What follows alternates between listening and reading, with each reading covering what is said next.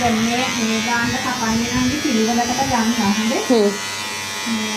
මොකෝ මේ කපලම නැහැ හරියට මේ දාපත් එකක් නෑ යාළුවා ලස්සනට. අයියා කපන තැනින් තමයි වෙන්දර කපන්නේ. ඒක සම්මතේ හොඳ පුතා වගේ යන්නේ.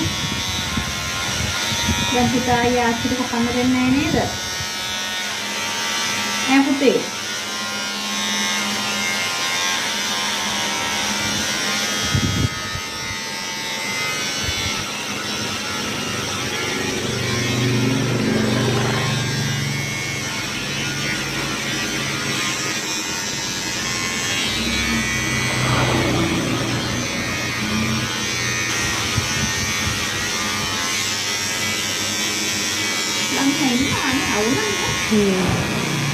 එයා ආසයි වගේ වැඩවල.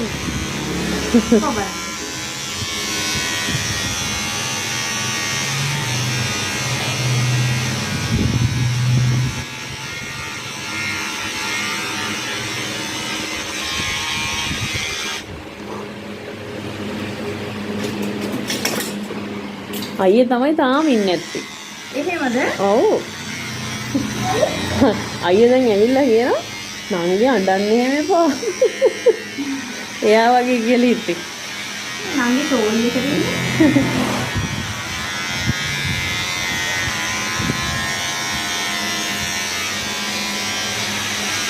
මෙයාට ලස්සනයි මේ බොබ් කට් එක. අර සෙලින් කියන හෙයා කට් එක. ලස්සනයි තාමත් මගේ.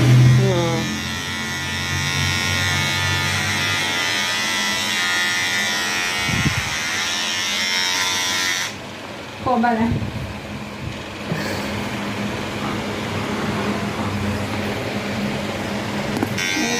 පොඩියට පහක්